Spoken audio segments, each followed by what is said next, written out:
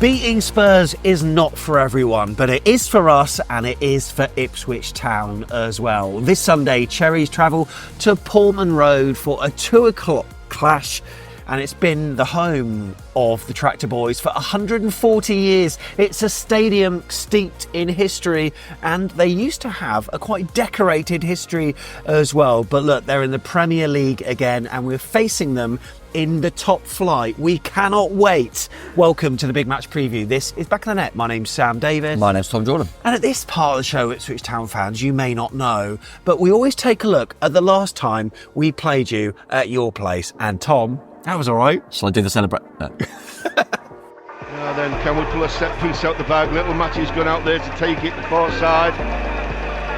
Suddenly the Cherries aerially, Willow, with Francis and Elphick coming forward and Jones and Kermagant in there as well. Yeah. Plenty of big uns to aim for. From Matt Ritchie's flag kick. Far side in towards Jones! Yeah! And there is the fairy tale debut goal for Kieran Jones! Literally 2 minutes after coming on, a triple somersault. He's the new Cherries hero at Portman Road. It's 1-1. A broken arm later, Tom Jordan tried the cartwheel, but Kieran Jones, magical. What was it, like late 18 minutes, like something like that? He literally just ran on the pitch and just put it in, didn't he, basically? Footage from AFC Bournemouth on that, from the reverse angle stuff. I remember click the link. On the way back being in the service station, and they just happened to, you know, there was TVs on and they were doing the goals of the Bournemouth game when the Bournemouth fans got in. Yeah. And Bournemouth fans were just running around, jumping, so let's all do the Kenwin, just jumping everywhere. It was chaos. But yeah, if Ipswich fans don't know, that was obviously, it was only a draw, but at the time we were trying to get to the Premier League for the first ever time, and that was a massive point. Do you remember what squad number Kieran Jones had for us? God, I'm rubbish on the squad numbers. No, go on. 49. Did he? Yeah. Do you know how many minutes he played for AFC Bournemouth? 49. Yeah. That was a good guess, isn't it? Is that true? It's absolutely true. Check it out. Let's check out the league table. Such a nerd thing to know. I'm such a nerd. I saw it on a forum. Here we go then. AFC Bournemouth are in 9th place at the moment. However, if you look down on the screen or you're listening in, I can tell you that Ipswich are in 18th spot. They're 4 clear of Saints, so that's good. Look, 3 behind Crystal Palace, though. And look, they will have these teams in their sights. Leicester on 13 points. Can they get their first win at Portman Road? Because they have not won in the PL so far this season. They've had a few close shaves. They have, however, managed to get a win on the road, and that was against Tottenham Hotspur. I mean, everyone can beat them. But yeah, it's a very interesting Ipswich Town. I wasn't sure what to expect from them this season. Of course, Kieran McKenna, you know, a back-to-back promotion, which very impressive. It's not rare because it's happened before, but it doesn't often happen. No, definitely not. And I think, again, he was kind of flirted around a few clubs for a bit. One, you think of Man U, I think we're linked at one point. He was getting seduced, wasn't he? And then all of a sudden, nah, it's fine. Yeah, no. Ipswich Town's for me. I'm kind of pleased for that. You know, I didn't want to lose him after that. But yeah, they've been good, and they've kind of been, I feel like this is one of the only ones, because we've done like predictors at the start of the season, league tables and what we think teams are going to do. And I've got a few horrifically wrong, because I know I said I thought Forest could struggle, you know, all this stuff. But I remember saying about Ipswich, I feel like there'll be a bit Luton, where they'll be in games, they'll battle right to the end, but they might not quite have enough. And it kind of feels that way at the moment. I'm not saying in terms of style or anything, Ipswich play better football, but it does feel like they're not going to get back. They're going to be right to the end. I don't think they're going to get cut adrift or anything like that. No. But have they got quite enough quality? I'm not sure yet.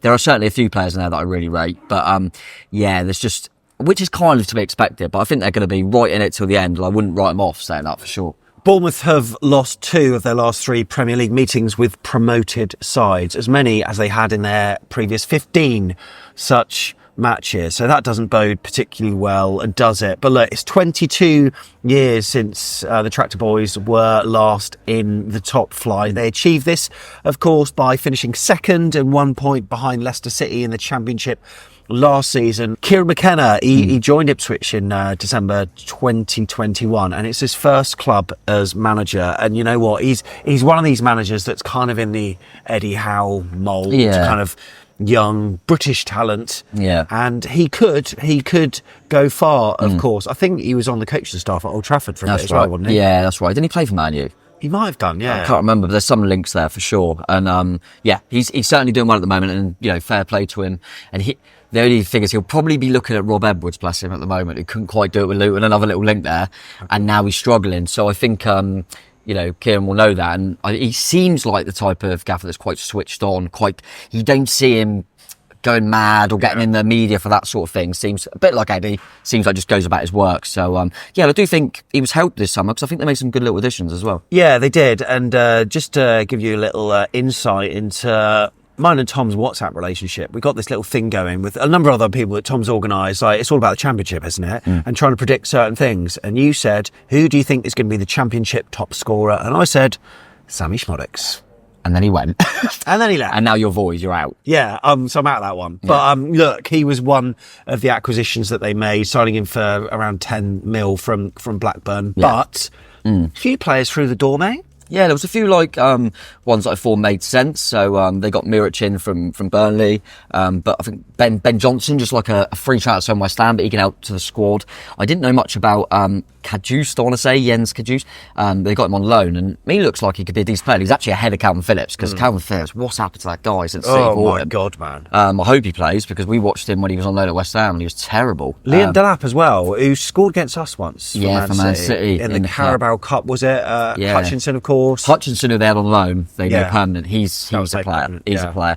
And Jack Clark at Sunderland was really ripping it up. Yeah. And I think that's another good sign as well. O'Shea as well. I know Scott Parker was really gutted to lose him for Burnley. Yeah. And even like Benny, who I remember, weirdly, doing this again, at Luton last season, he was a constant threat. So some good little signings in there. They didn't lose anyone. By the way, but please tell me Dara O'Shea is Irish. He's got to. If he's not, then that's... Yeah, he is very, very Irish. But, that's having a Scotsman called like Jock McTaggart. Yeah, like that. He has to be Scottish. But yeah, they did. And Greaves as well, by the way, is a good player. But they didn't really lose anyone notable, which I think was important for them. They obviously lost a few kind of fringe players, Harness and Humphreys, and I think Dominic Ball went, but they managed to keep the main core of the group together and add little bits, and that's kind of what I felt they needed to do. So how do they start the Premier League season? Well, look, we've seen the league table. I think it's best to probably concentrate on how they've done recently. And one thing I can always say, mate, is that they're always in games. So look, we'll take a look at their results, say from the start of November. Let's do that. And certain matches they must have been targeting, Leicester at home being one of them, and they didn't quite get that over the line. Didn't quite get it over the line, but again, I think both sides, Leicester and Ipswich, would have been targeting that game a little bit, and I think it probably got to the stage in the game where they go, neither of us lose it, which I understand. The Tottenham away was it's weird because it was a shock, but it shouldn't be a shock. And fair play, they thoroughly deserved it, Ipswich, and they nearly let Tottenham back in, but they done enough. Man United, this was a Super 6, the old Super 6. Everyone was putting Man U. I went, I fancy it, so I got 1-1. I got this one bang on. So I remember. It sort of reminds me a bit of our Chelsea Man United in our first Premier League season. Yeah. Where we got points unexpectedly. Yeah, and they suddenly go and beat Tottenham and then draw with United. And then, unfortunately for them, because then you think, right, they can kick on now. And then they get a really good Forest side away from home who are doing well and not ideal. But even that, just lost it 1-0. They're in the game, as you said, mate. Then I felt, right, they've got to try and get someone at home to Palace, because Palace are not in a good place. That was disappointing for them, the 1-0 home defeat in the week. But, they've had a couple extra days from us, which might help them. 2 home games as well. Obviously, we've got to travel. So they'll still look at this as a game they can get something, I think. Our head-to-head record against them, we've played them a lot of times, but we'll concentrate on relatively recently. So look, from 1987, you can see that there are a smattering of W's, but you're probably wondering, who's got the better record? Well, in our league away games against Ipswich Town, Bournemouth have won 3, drawn 4, lost 9. That's not good. In all competitions, Bournemouth have won 11, drawn 13, lost 14. So don't bode well. I can only think, because obviously we haven't played them a lot in recent years, every time we play Ipswich, draw. Yeah, that happened a lot. Because when we got promoted, that we spoke about with the Cameron Jones one, we drew at home as well. Yeah, was that Jan Kermigan? Yeah. Like, and then the season before that was a draw. Because I've only been to Portman Road twice. Yeah. Both draws. Yeah. And then the home games were both draws. Wow. So quite a lot of draws. Well, look, Ipswich are, because of those draws, winless in their last 6 league meetings with AFC Bournemouth, although, like Tom said, 5 of those have been draws. Bournemouth have won just 1 of their last 11 away league games against Ipswich, which was a 2-1 win under Harry Redknapp in March 1988. That is I'm not going even back born. a bit. And look, this is going to be the first ever top flight meeting, of course, as we said, between the Tractorboys and the Cherries, making it the 1,453rd fixture to be played in England's top division. You are such a nerd. Such a nerd. As you can tell, we're at the QP, the home of AFC Bournemouth supporters, on a match day. Hopefully you came here before the Spurs game and maybe even got a quick one in afterwards as well. Look, we've got a home game coming up after Ipswich. What's that again? Is that West Ham? West Ham's a Monday night football, isn't it? Monday Night Football. So look, we're going to be here. Of course. No raffle, but make sure you do come here. But not just on a match day, on a Sunday. Roast dinner. Only dinner. a tenner, mate. Yeah, get stuck in. You get a pound off if you got something special. Got a season ticket.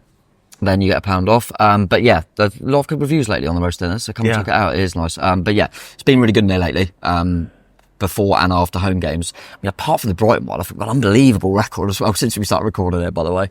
But yeah, definitely make sure you get down for sure. Yeah, absolutely. And look, they quite often do various music nights as well, every fortnight or so. So check their Facebook page. Link is in the description. You can do us a couple of favours if you're a Tractor Boy and you're wanting a cherry view on all things that happens this weekend. So why not do a couple of things? Yeah, definitely. If you click the bell, then you'll know when all the videos are out. Then go, actually, thanks for that. Click a like. And then the main one is click the big fat subscribe button. We really appreciate it. And yeah, we're looking forward to this one because this is kind of one of the only trips that we'll have this season, that since we've started doing the YouTube and stuff, that we've never done Ipswich, have we? So I'm really YouTube. For YouTube. All right, Bryn. As soon as I said it, I thought, I'm just a chill guy, mate. Chill out. Played for both. Played for both. Played for both. Oh, we need to get a jingle for Played this, don't for we? both.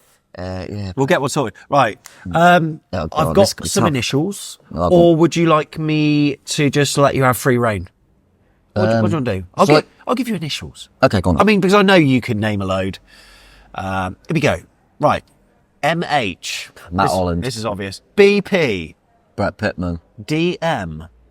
David Goldrick. Yeah. LF. LF. Lynn Feeney, did he play for him? He didn't play for him, did he? Liam Feeney. Did he? Yeah. I didn't know that. When you said that, it was only because of the LF. Oh, cool. RF. Move on. Ryan Fraser. Yeah. TM. Tyrone Mings. Very good. LD. Leif Davis. Excellent. KM. Kiefer Moore. Superb. AC. Alan Connell. Yes, my friend. Superb. JP. This is a bit obscure. No, Canadian. Jamie Peters. Mate, bloody hell. Fair play. Yeah, like dreadlocky. MS. MS. And I'll tell you something. He was on loan at Bournemouth in the 90s and he was a striker. And before that, he was on loan at Ipswich from Chelsea. Mark Steen. I didn't know that. Didn't know he was Ipswich, but because LB. LB. Simply the... Oh, Leon Best. Right. CCV. Cadbury Carter Vickers. Yeah. And as a youth player, KH. As a youth player with us or with them? With them. KH. It's going to be... Is it a striker that barely plays? Same first name as Tovey. Yeah, Kirk Hudson. Yeah. He barely played for us either. Also, there's some goalkeepers as well. Oh, Alan Blaney. Well, there's an AB, but it's actually Asmir Begovic.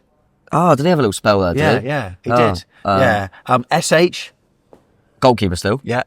SH. Stephen Henderson.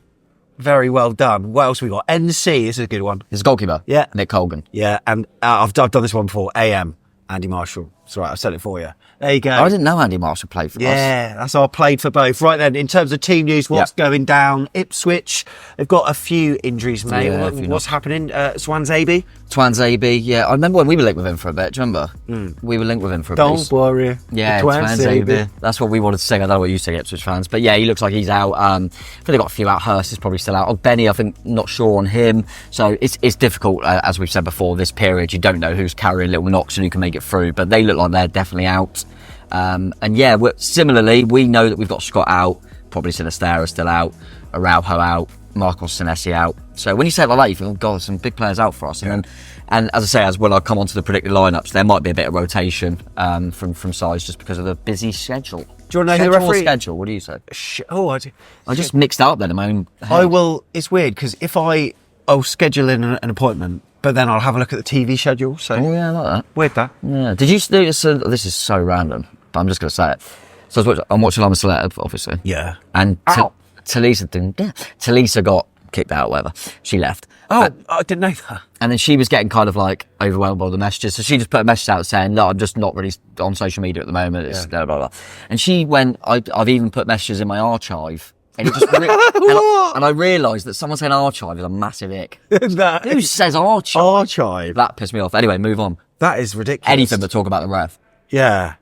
Yeah, no, I didn't. I haven't seen much of Talisa on I'm a Celeb. I did see a good video of her at some point about 10 years ago. Yeah, I can't remember what it was. It was brilliant. No, yeah, I'm not sure. No. Right, let's go to the predicted teams. Come on then. Ipswich. Right, in goal. Mulich. They're going to be kind of 4-2-3-1-ish. We'll go Mulich in goal. Clark at right back. Dara O'Shea. I'm going to go with Greaves as the pair at centre back. Yeah.